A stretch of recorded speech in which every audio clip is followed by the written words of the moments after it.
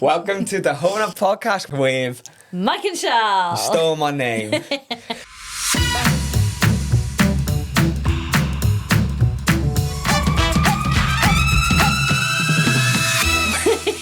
getting better. We're getting better. So, what's today's podcast about? Well, I thought it was going to be quite a serious one today. Yeah. So today's episode is about product development, how we get a product from the start, our imagination, or a community request, right through to a launch. We'll use agile as an example because that's quite relevant to us at the moment. And we'll go through the steps, how long it takes, and the difficulty it is of a brand like HONA developing a product like agile from start to finish. Yeah, I feel like a lot of people just sometimes think that you can get a product and just get it out there straight away. But especially for a brand like us, where we don't want to compromise on quality or anything like that. Yeah, we don't cut corners, and by doing everything properly, it does take longer. So it may seem like we're slow to react, or it may feel like we take forever to launch something, but it's really not the case. Yeah. But before that, do you have a shout out of the week that you want to get into? Stop laughing at me. Do I have a shout out? No. Do you have a shout out? I'm actually going to give the girls in the office a shout out this week. No, go for it. Just because basically we told everyone that we were doing this podcast, and basically every single one of them in the office has had to watch an episode to basically give us feedback, because we physically can't watch it back ourselves. No, so the only time we ever hear this podcast is when we hear it here and now speaking. We have all our lovely friends and staff at HONA who listen to it and give us feedback, and we go from that. But yeah, and if it's really bad, we kind of just bury our heads in the sand. Yeah. But so far they've all lived it, so thanks to the HONA team. Yay. Yeah, the HONA team. Shout out. So jumping on trends then, I don't think it is as easy as some people might think. I think sometimes people think, right, okay, I'll just give them a list, because I do listen to the community a lot. There's always things that I see in the community about what you guys want, what you want us to develop next and things like that. And I do have a list. Yeah. But it's not like flicking through a catalogue and just, boom, there we go, I'll have that, let's get it out. No. So I think there's a big understanding everyone needs to understand from a time point of view. Mm-hmm. So it takes a long while to get a product from a community request or the HONA imagination through to launch day. Yeah. There is months. Yeah. Sometimes upwards of a year. Like our agile, on the big ones, over a year. Yeah. And it's very, very difficult for HONA. It might be different for everyone else, I don't know. But it's difficult for HONA to be able to jump on a trend really, really fast, properly. So what I mean by that, though, is we have to get a product from A to B. Yeah. And what I mean by that, from our imagination to launch, there is probably 4 or 5 main things. So do you want to touch on them? Yeah, because you don't want to compromise on, like, our brand's morals as well. Like, so like safety and quality and performance is like top of our list. So, there are things that we could just whack out, I'm sure, but it wouldn't hit those standards. So I think, like you say, there is 4 main points that we sort of go through from getting something from paper out to the public. So first thing, which kind of is like my job role, is testing. So before testing, we have an idea of, okay, we're going to release my list. You look on your list. You go, okay, so let's use agile as an example, because that's our most recent launch, our biggest launch. We've known about agile, and we're going to be releasing agile since 2023, if not a little bit sooner. So why is it taking us this long to launch our agile? I think gel in particular is one of the hardest things to do because, and you can go into this in a little bit, but there's so much involved with that. But the whole sort of researching and figuring out, you know, what ingredients do we want to keep, whether we want to change anything, even down to like re-educating ourselves as well about like, okay, so this was how hard gel was used this many years ago. Is there something that we can improve on now that, you know, can be the next innovative thing? So we knew that we wanted to do 3 hard gels, not just one. So you can see me and Charl have this conversation from the very beginning, like, what do we want to do? We don't just want to white label a hard gel, release it. That's not what we've ever done. It's not what we will ever do. So what we have a brainstorm, we have a conversation. What do we want to do? We are about prescriptive manicures. We're about safety. We're about getting high quality premium products in nail tech's hands. So we said, we need a hard gel that you could climb a mountain, that's indestructible, that's super, super strong. And that's like, okay, we have to start going to a fibre infused one, something that has reinforcement in there. And then we're like, well, wouldn't it be good to have a hard gel that is really, really quick for express manicures, for the nail tech who wants that strength, but they don't have time and they want a quick in and out. And then we were like, oh, wouldn't that be great to have an express manicure? And you know what about everything in between those? Because not everyone's going to want these long, big, strong fiberglass infused stiletto nails. And you know what? That's where we started thinking about our core as well, for all the versatility of everything in between. So we had this brainstorm. So once we know kind of what we want, then we go through to the next step, which is... So then it's down to actually getting those supplies. So getting numerous different supplies and testing. So we have to find a chemist that we respect, that we trust. Luckily, we have a great relationship with Jim McConnell in the USA. He was always our first protocol when we're going into gel chemistry. We outlined to him, like, this is what we're trying to achieve. We wanted it all in one product. He said that's an impossibility. And we were like, after consideration, we were like, yeah, it makes more sense to have a more prescriptive hard gel range. And then we were going back and forth, like, how much, so let's use fibre example. How much fibre do you want? And then the viscosity, how much viscosity do you want?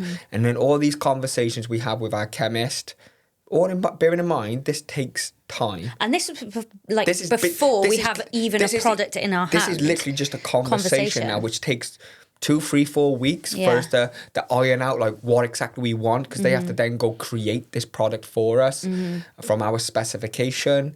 So he went away then and obviously developed these products for me.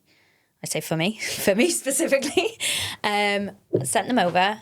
And then it is basically down to a sort of test and trial period. So I'll test out these products. Bearing in mind, especially, like I pointed out, things like gel or, well, any of our gel system, you don't just want to make sure that it performs well when you're using it, but it continues to perform well. So again, it's having those products on you for a period of time, making sure that they wear correctly, make sure they do what they're supposed to do. They remove in the way that we want them to remove. There's no heat spikes or anything like that. I have like a criteria of what I want to hit. And it's not just a quick thing. Like, I could put, you know, an extension on me and be like, oh yeah, that's amazing, remove it. If it doesn't last, what's the point? Exactly. So but again, then there's time, all this testing. If we're testing for longevity and wear, that's 3-4 weeks. At least. Like minimum.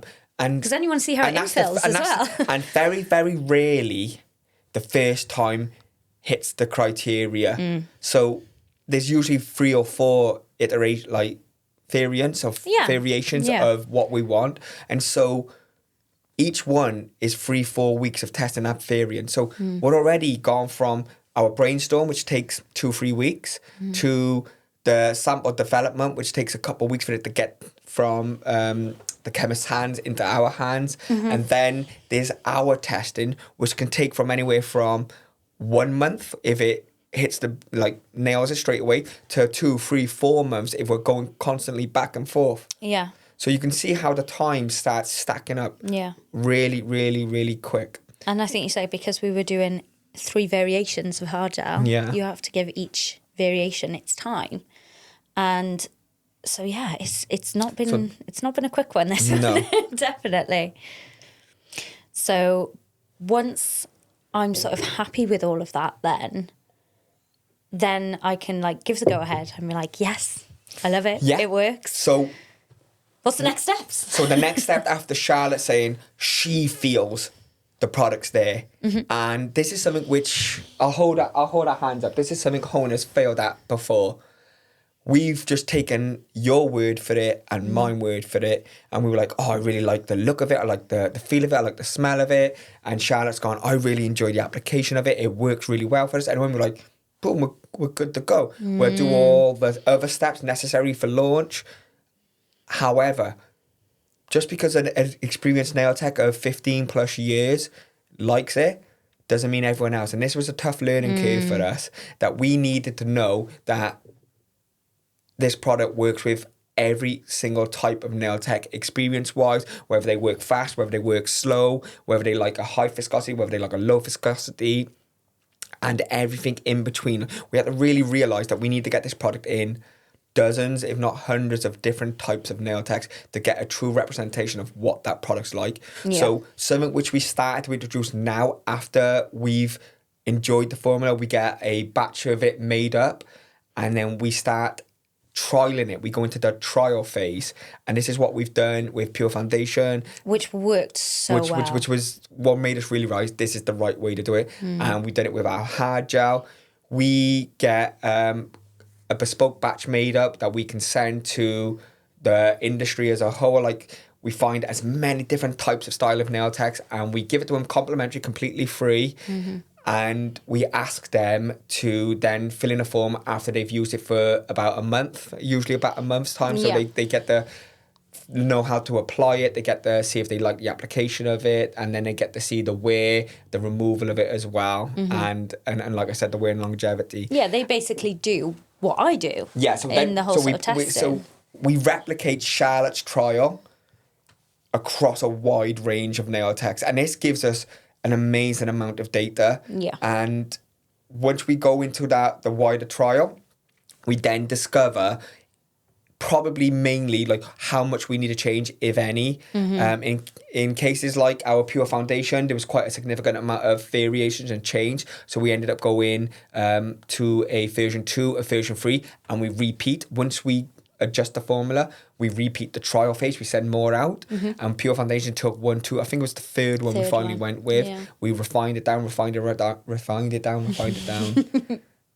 and we got something. Whereas the hard gel, on the flip side, the first version was extremely well liked. It was extremely popular. It was so overwhelming. It was overwhelmingly positive. So we knew, I think we would, if we adjusted this further, we would go backwards. Yeah.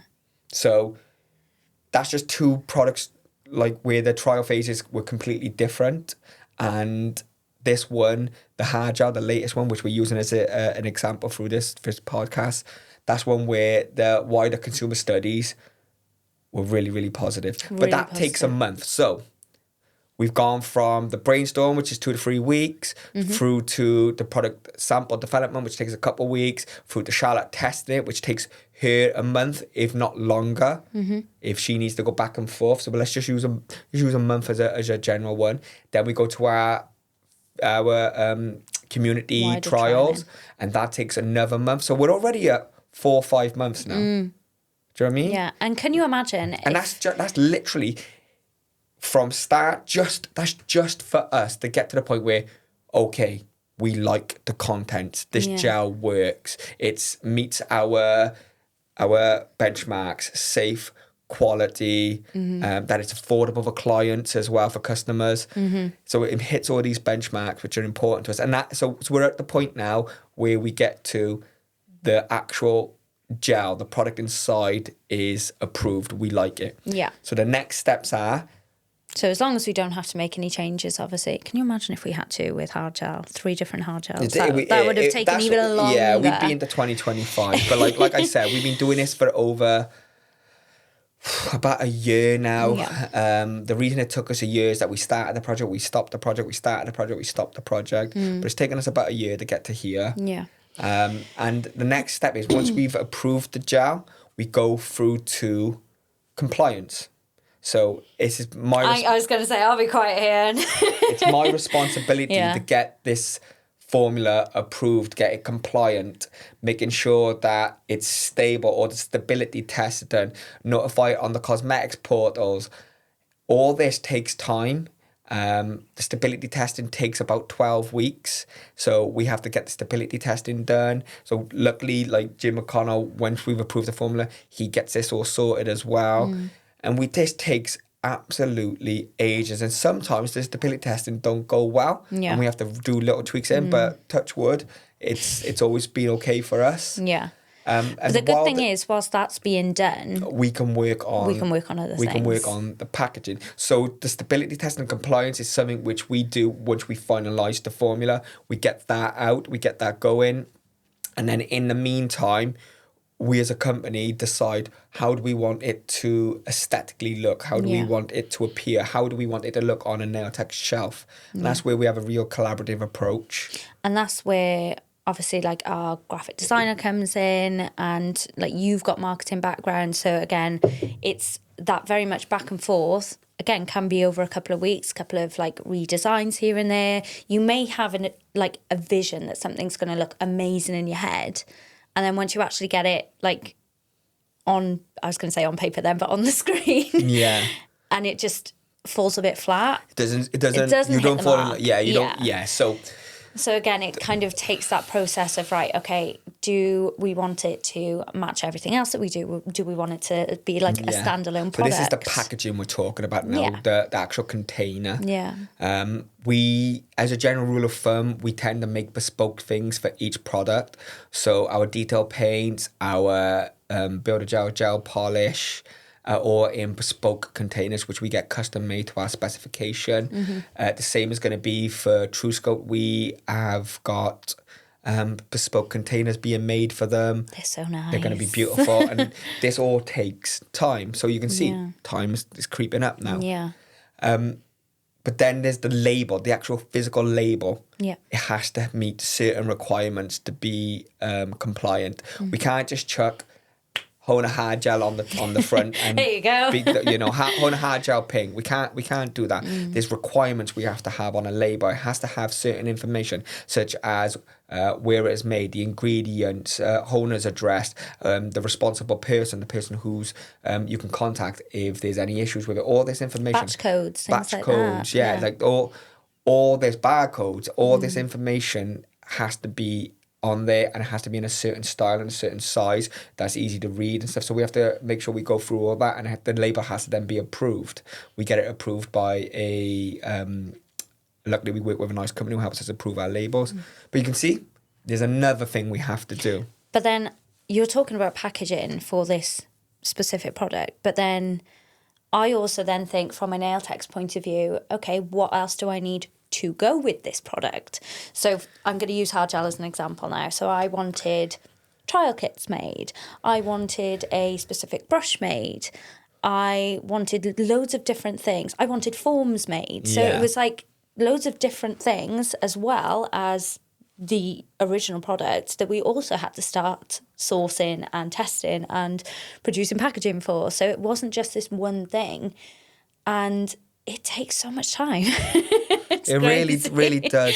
And the reason we're talking about this information, the reason why we're giving you this information is it's important for you to understand that we do listen to each and every one of you. When you're saying release, I don't know, a sculpting gel, a cat eye gel, a new type of glitter detail paint, a new type of, I don't know, hard gel formula, whatever it is, we do listen and we do really take on board what you're saying.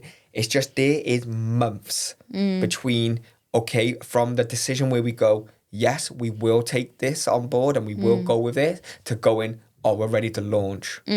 there is months and months and I think months. especially when it comes to the gel system. And that does make it difficult to jump on trends. When we can touch on trends, it does make it difficult to jump on trends. When a certain type of product is really, really popular, like say cat eye is probably popular at the moment, isn't it?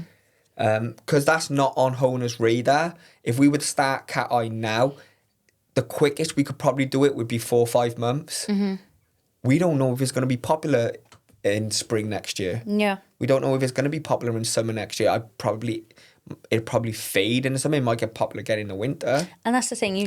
I think nail art specifically will go through faster trends, whereas hard gel, for example, is coming back around. And like when Swift tips were a huge thing as well. I think a specific treatment, they tend to stay around a lot longer. Yeah. Rather than just a nail art trend. Cool. So once we've had it packaged.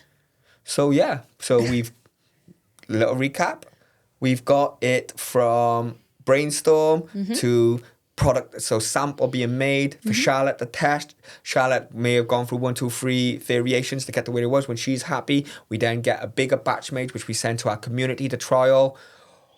Based on their feedback, we then pull the trigger or we do tweaks.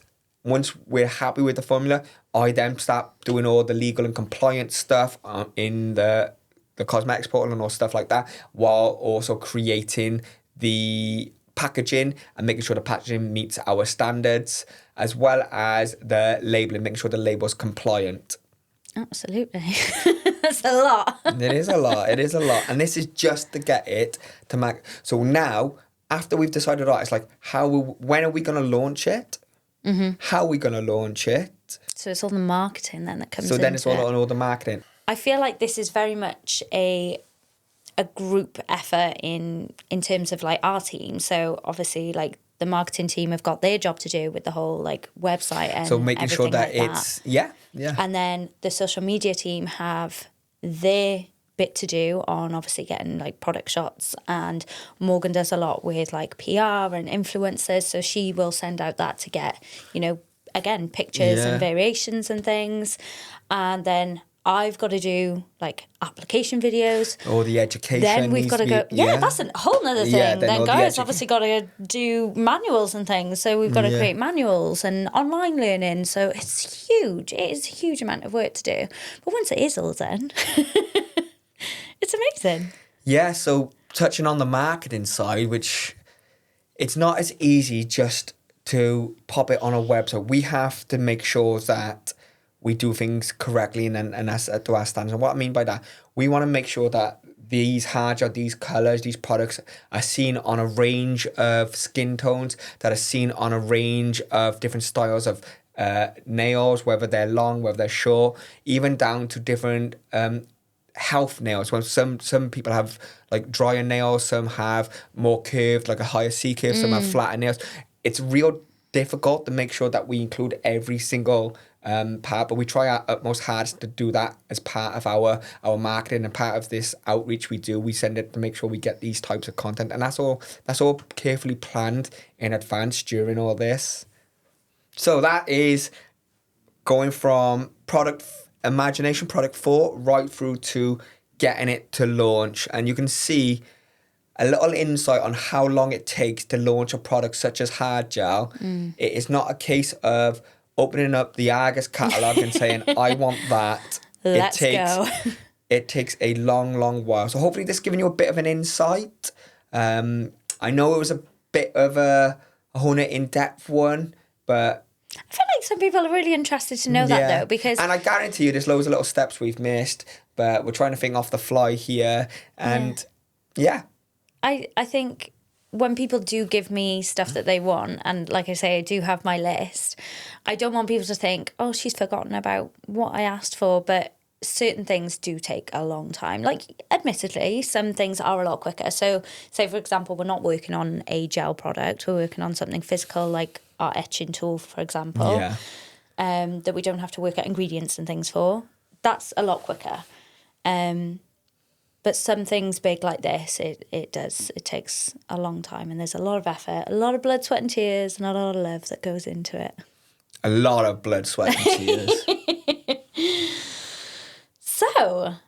rounding that up then, I feel like we should get onto something lighthearted. Bit lighter then, yeah, go for it. Should we do question of the week? Question of the week. Jingle, insert jingle. I was going to say, you're singing. So, my question of the week this week, it's quite a fun one this week. What are things you wish you could say in response to clients? And these were actually quite amusing. So, just to give some context, the client says, price? Question mark. This is usually over text. Okay. Price? Question mark. Your response would be, hi to you too. I'm great. Thanks for asking. Like, really? How many people do text you just price? Loads. Is it Loads? And I wouldn't say text so much. I would say like DM. So say, DM. Yeah. Say if like I've put a story up of like a lovely set of nails, they'll just reply with price. Oh god. I'm like, oh hi. Do you do passive aggressive? Hi, I'm fine, thank you. No, the price of course is I don't. But I'm just like, how many 45. of you go passive aggressive? Go, hi, I'm fine, thanks. Yeah, £35. No. So the client, again, this is potentially over text or DM, book me in. Again, just so rude. So your response, manners cost nothing. Say please and thank you. These are things you would definitely want to say. Absolutely. Because you're almost like, I'm going to write it out. I'm going to write it. I'll delete it. Yeah. We've got Tuesday available. Yeah. Oh my God. So the client says, I've personally never had this, but imagine a client says to you, hurry up. No one's ever said that. This person's response, oh, you were late, but you need to be out in an hour. Off then. Can you imagine saying that? I love that. Wow. Imagine having the balls to do that. Oh no, God. Client says, please can you fit me in early tomorrow morning? I'm desperate. I hate that I'm desperate. Well, why didn't you book? I'm desperate. Why didn't you book? Well, this client obviously hasn't turned up, has she? Yeah, I love sitting here waiting to see if you're going to turn up after I said I'd come in early for you. Thanks a bunch. See, pushovers, guys. You need to have strict policies. Get that deposit. Final one. This is going to anger a lot of people. Oh, there's fluff in that. Oh. If you touch that fluffy jumper again, I'm going to cure it into your top coat, is what I would say. They should definitely ban jumpers. And I'm saying that now with a fluffy jumper on. Imagine me touching it. Would you ever tell a client, roll your sleeves up, please? Oh, I have done. You know those like ridiculously fluffy ones? Yeah. That people do sometimes wear in the winter. I'd be like, nah. Just, Roll your sleeves, please roll your them sleeves up. up. Just roll them up. Let's normalise telling clients to roll up their sleeves. Yeah. Or just ban fluffy jumpers. Yeah. Completely. Cool. Any more, or is that it? That's it. I thought we'd end on the fluff. End on the fluff. No fluff, no what's it? No No fluff, fluff, no fuss. It's on our lint-free white boxes. Yeah. So, do you have any behind the scenes that you want to share this week? Well, seeing as we spoke about Agile, should we speak about Agile's behind the scene? It has officially launched. It has. It is out there. It is available. TrueSculpt Fiber, TrueSculpt Core, TrueSculpt Express are all available for nail techs to purchase now in various colours. That has taken, like we've just discussed, months and months and months to get to this point where we can say it's now available for nail techs to purchase. It's honestly been one of like the most exciting launches, I feel. I've loved it. And I feel like we might have just hit the crest of a wave of a trend. So like it's becoming popular again, and I know we've been teasing and talking about it and pushing it for a good few months now. So I feel like we've contributed to that to an extent. Absolutely. And I'm glad to see it back. I know it's something you've trained in loads. I loved agile. Literally from when I first trained. Yeah. Like fiberglass in particular, I loved fiberglass nails. So that holds a special little place in my heart for me. Awesome. So do we have a topic for next week, or should we keep it open? So we'll have a mystery one next one. We'll keep it open because we may or may not have a guest. Exciting. But if we don't, I don't want to say what it is, so we'll keep it vague. So thank you for tuning in. We appreciate every single one of you. Don't forget to leave us a comment. Don't forget to subscribe or share the podcast. Tell your favourite nail tech about it. And hopefully we'll grow and we'll get more subjects you want to hear. Absolutely. Peace and love, guys. Peace and love.